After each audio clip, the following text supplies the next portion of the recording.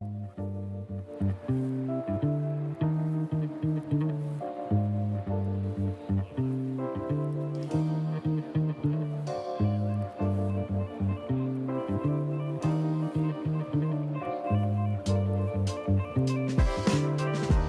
1 2. Are we on the air? A little earlier than normal. It is a little bit after 8 o'clock on Tuesday, February the 3rd.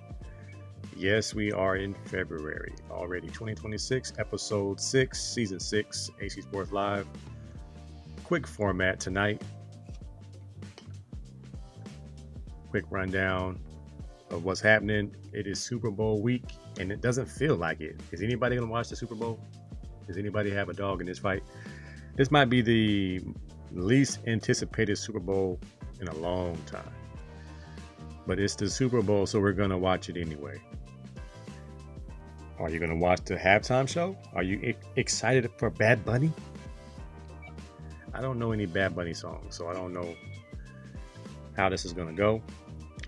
And it's going to be hard to top Kendrick Lamar last year. I don't think anybody's expecting him to. I expect a lot of cameo appearances from people you do recognize.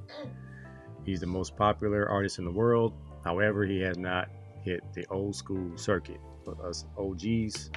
So we just have to wait and see how it goes. Tonight's show, I would like to get it done in 30 minutes so we can get out and get our workout on before it's too late. Shakur Stevenson has silenced all his critics, beating T.O. Lopez like he was an amateur, winning all 10 rounds. The Rooney Rule.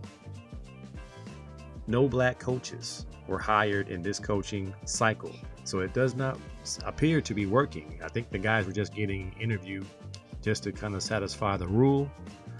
None were hired, and a bunch of no-name white guys were hired. This Black History Month, I think, is tragic.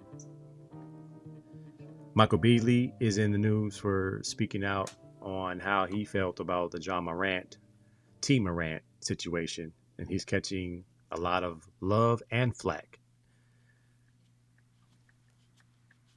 A new trend might be hitting colleges nationwide as Amari Bailey and Zaire Wade attempt to reestablish their college eligibility. So we'll talk about that briefly. Big trade today here in LA. James Harden has been shipped out to Cleveland for Darius Garland. Does that mean anything for the Clippers? Are we now saying the Clippers will be a contender?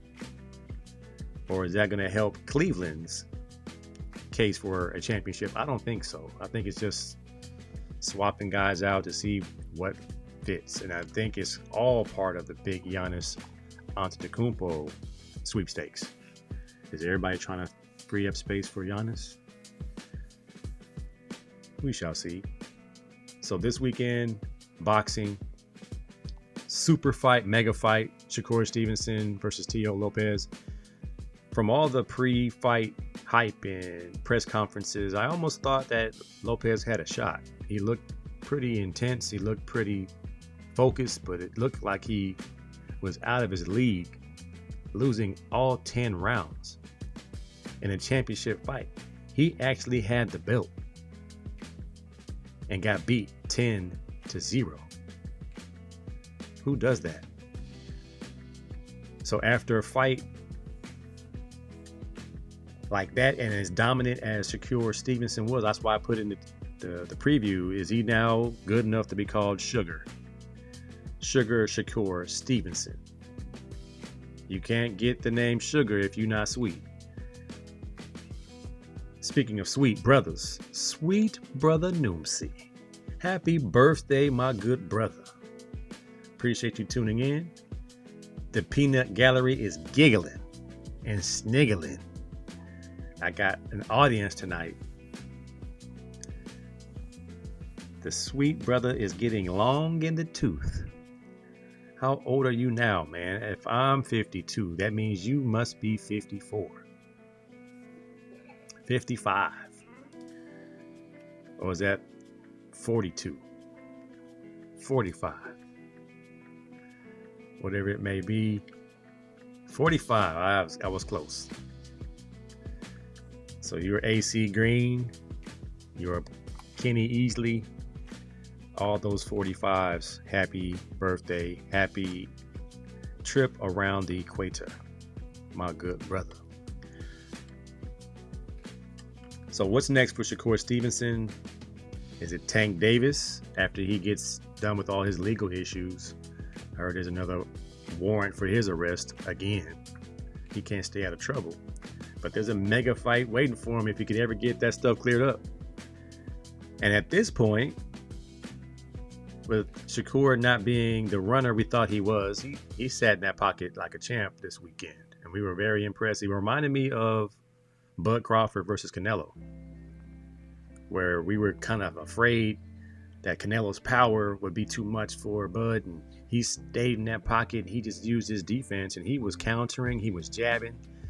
Shakur Stevenson's jab dotted up Lopez's face. You would think he was hitting him with just hooks and crosses. He was jabbing him so tough all night. Very impressive. I think he might be one of the top pound for pound fighters in the world right now.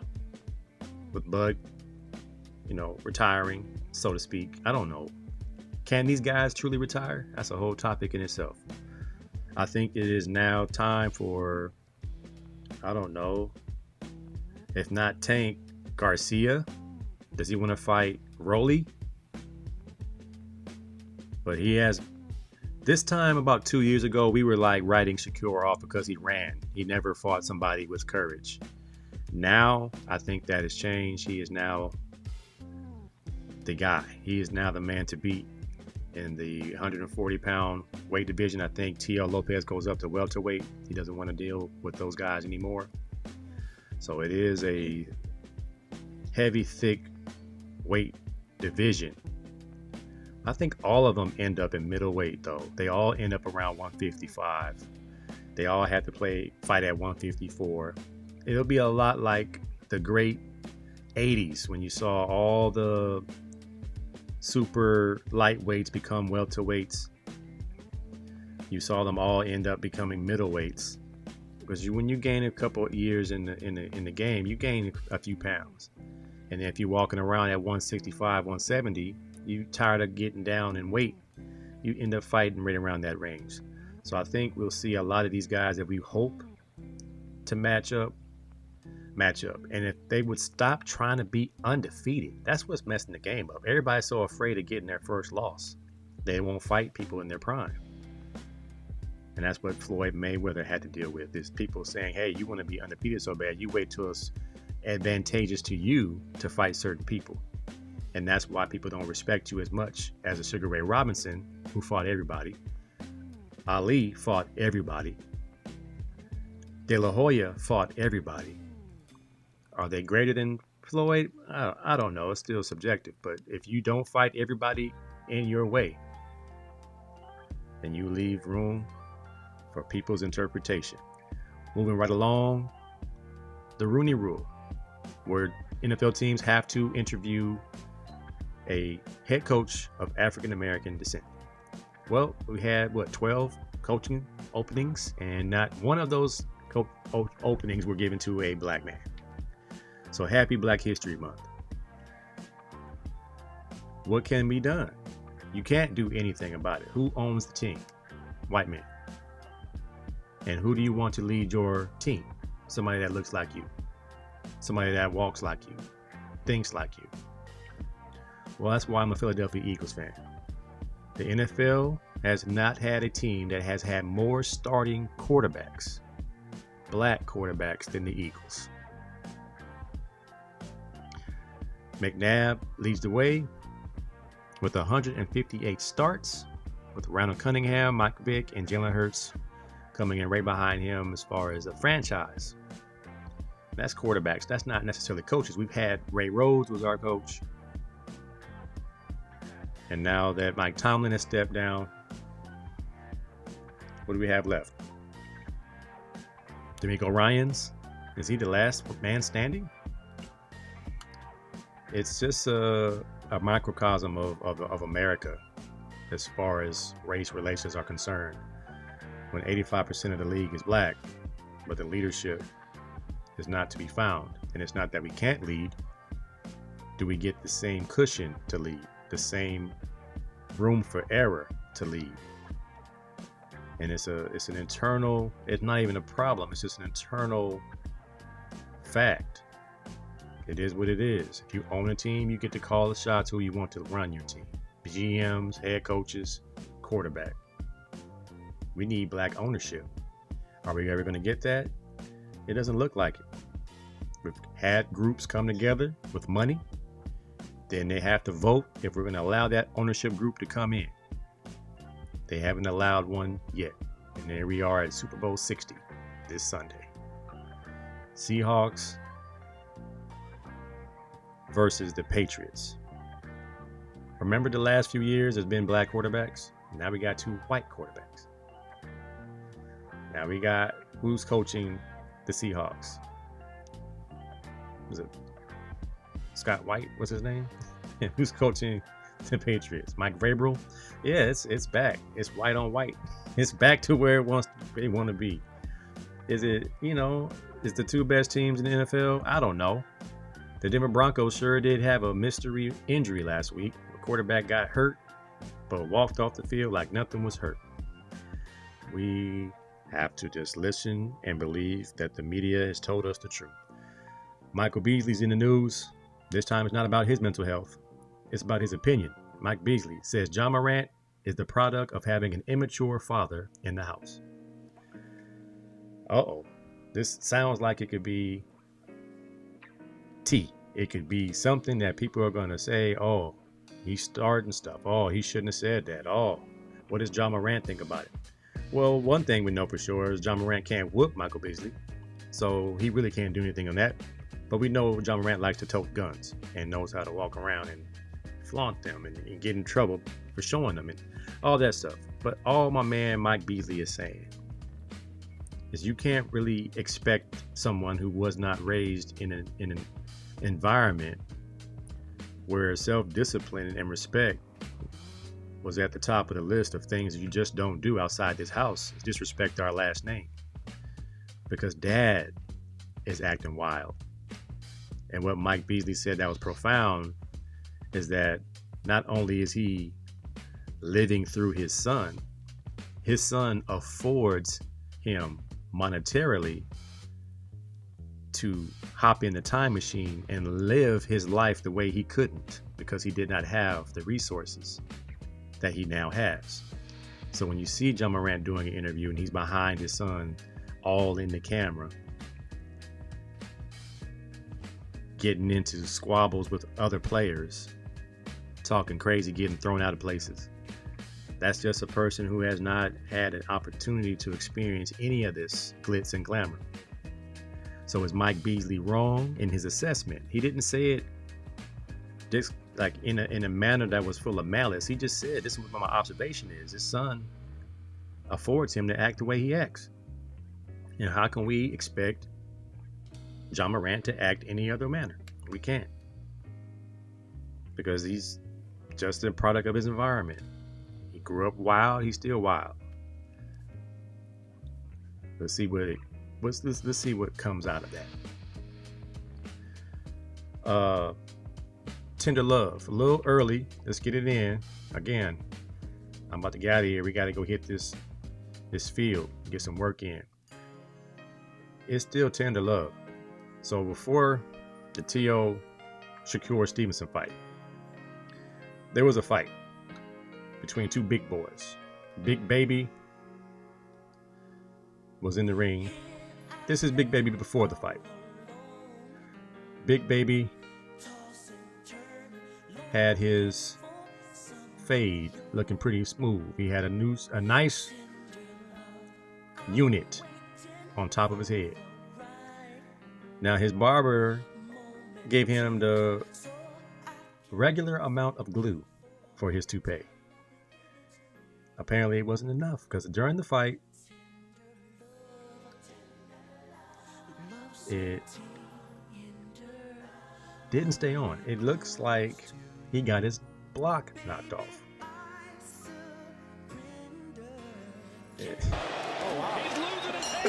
He's losing his hair. And the ref said take it off. So now he has a hole in his napkin. Started. A real hole. And he got the nerve to have a part in it. Like, the barber put a part in his toupee. That might be why it came off. He left a little room for an opening for the worst to happen, and it did. Yeah, I don't think you want to do that anymore, guys. If you're going to be in a physical conflict sport like boxing, you shouldn't have on a toupee. It might get knocked off. Now, next topic. It's not tender love. It's actually a lesson in having like good advice, good circles, good people around you. Amari Bailey and Zaire Wade were the best like high school prospects in a while out of Sierra Canyon, and they both had pro written all over them, and they're still pros in my book. And I kind of know Amari Bailey. I kind of asked him when he was in the 11th grade, what's the plan? And he said, one and done. I'm going to UCLA. I'm going to play 1 year and I'm going pro. And I said, hey man, handle your business. It's going to take some hard work, but keep working. Has a successful freshman year at UCLA.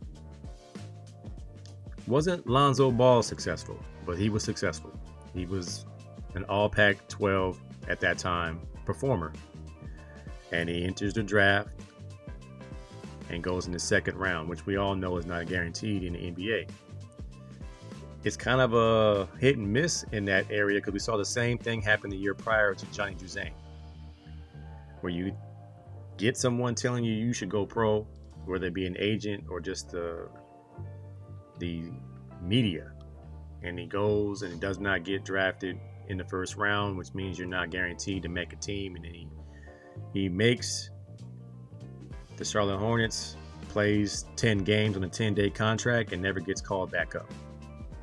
He bounced around a couple times, and now he's in limbo, is not playing overseas, and he's trying to get his eligibility back in college.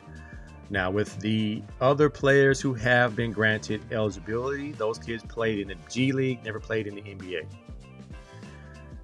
But this situation is unique because Amari did play 10 games in the NBA and did well. He just didn't get called back up.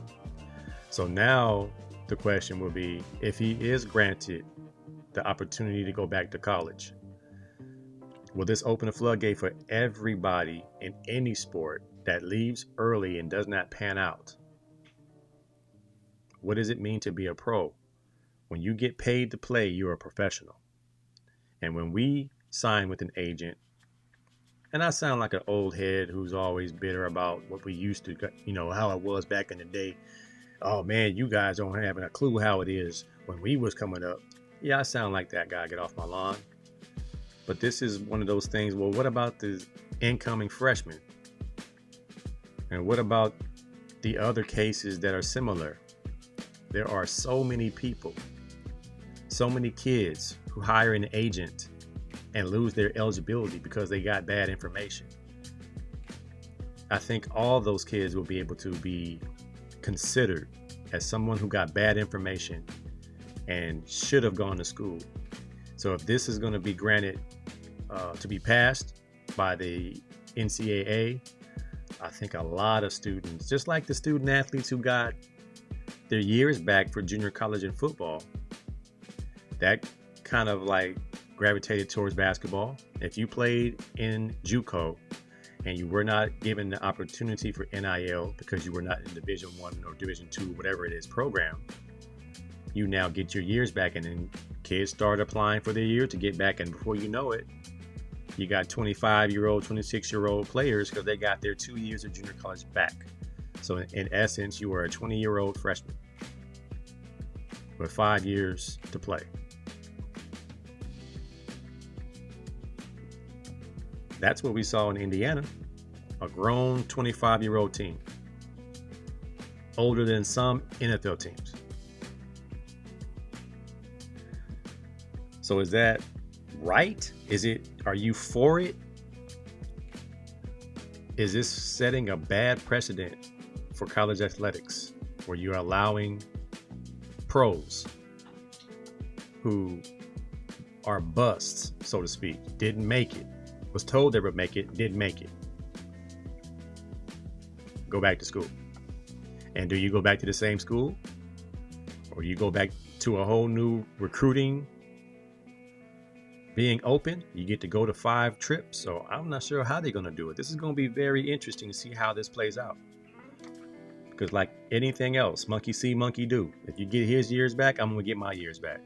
If I'm in the G League stuck making a few $100,000 a year, if that, I can go back to college and make millions. Because imagine Amari Bailey is a 5-star, but didn't make the NBA. So I'll repeat what Nick Saban said.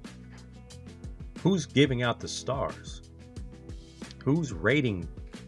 Because if the GMs from the sport you're trying to play aren't making the ratings, then you don't know how legit those stars truly are. Meanwhile, James Harden has been shipped off to Cleveland in exchange for Darius Garland to the Clippers. Is anybody calling for a championship in either organization? Nope. I think it's just movement, man. I think when a team gets stagnant and you've seen enough, you move on. Will it help with the cap space? We don't know. We don't care. All we really care about is where is the Greek Freak going to be? Where is he going? Somebody that's going to change the entire trajectory of a franchise, like Giannis Antetokounmpo, a healthy Giannis Antetokounmpo. That's what I want to see. Trade deadline is Thursday. Is LeBron getting moved? I don't think so. I don't think Jeanie Buss and them have the courage to move LeBron James. Because quiet as kept, LeBron James runs the NBA. Without LeBron James, the last 10 years, what we got? All right. So like I said, it's going to be a quick one. Just wanted to get on here and keep the momentum going. I appreciate all y'all for sticking around, tuning in. Going to have some format changes.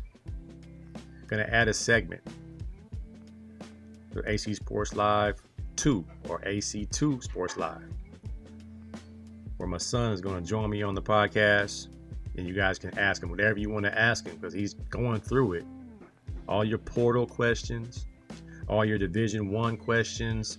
How is it like today playing football in this environment, playing for San Jose State, playing for Delaware State, all that good stuff you might want to ask him.